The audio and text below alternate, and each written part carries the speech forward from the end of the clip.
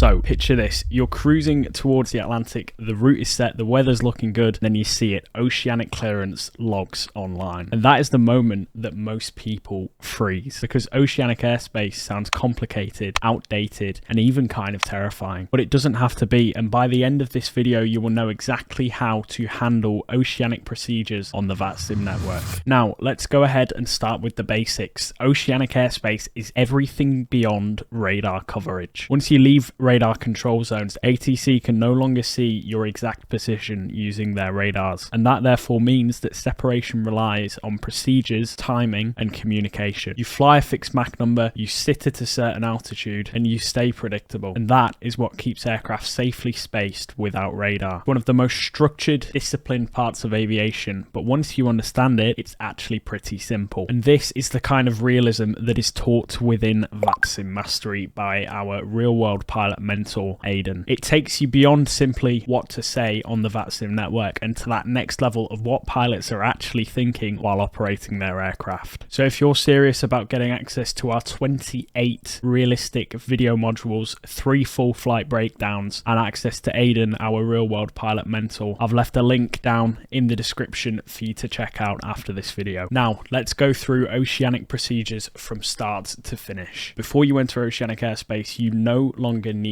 to request oceanic clearance, but what you do need to do is file an RCL, which is a request for clearance via the NatTrack website. To request this RCL, all you need to do is head onto the NatTrack website and fill out the form that is presented in front of you when you click the request oceanic clearance button. The one thing which confuses many people when it comes to oceanic clearances is the TMI, and the TMI is simply the day of the year. So however many days into the year we are, that will be the TMI. And as you can see, that is luckily at the top of the NatTrack website for you. All of the information that you submit via the RCL, you have to be able to do. There's no good putting in a maximum altitude of 45,000 feet if you are not able to fly at 45,000 feet for your oceanic crossing. Once you have submitted this RCL, you will receive a notification back from the controller, and that notification will contain all of the information you need to carry out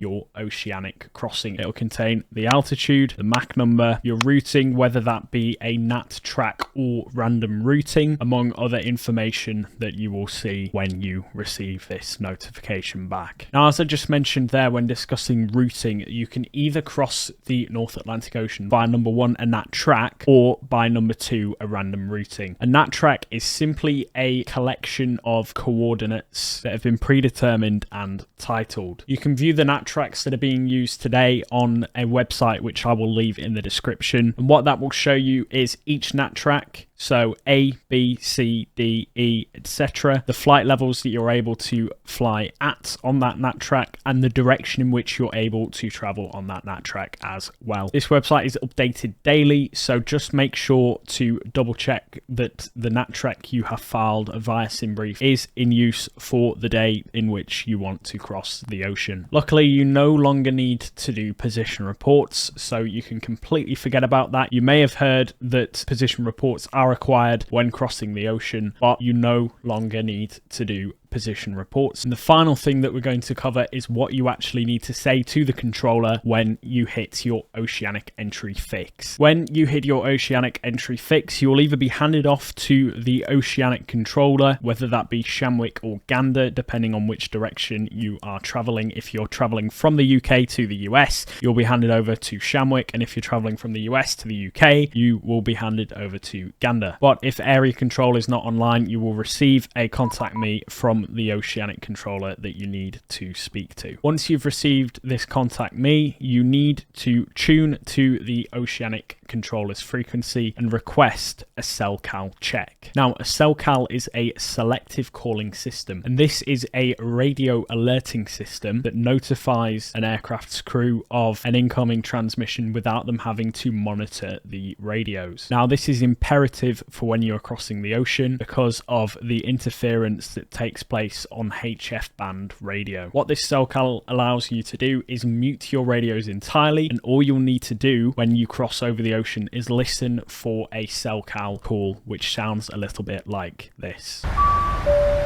Now, how to request a SELCAL check. All you need to do is first repeat the controller's call sign twice. So you will say Shamwick Radio, and then your call sign. So Shamwick Radio, Speedbird 47 Bravo, and then request SELCAL check. They will then respond and send you a SELCAL check. If you receive the SELCAL, all you need to do is respond with your call sign and say SELCAL check received. You can at that point mute your radios, and if a controller needs to speak to you again at any point, they will send you a SELCAL. When you receive that SELCAL, all you need to do is again say your call sign and SELCAL received, and the controller will then tell you the instruction that they need to give you. The final thing to mention, and this is very important for when you get to the other side of the ocean, is that upon Oceanic entry, you need to make sure that you reset your squawk to 2000. This is so that area control on the other side of your crossing can reissue you a new squawk, and so that there is no confusion with any other aircraft that may be operating across the other side of the pond on that same squawk that you entered the Oceanic with. And that is it. And as you can see, Oceanic flying is not complicated at all, and when you understand the key principles behind it, it is very simple to do. If you're still getting comfortable with the basics, make sure to check out in the description the 2025 guide to VATSIM that I have linked, as it's the ultimate starting point to build real confidence flying on the VATSIM network, and I walk you through absolutely everything that you need to know to operate correctly and efficiently on the VATSIM network. And I also throw in a little bonus for you, as I get Aidan, who is VATSIM Mastery's real world pilot mentor, to break down a full flight that I carry out from Manchester to the Isle of Man. And that is all. Safe flights as always.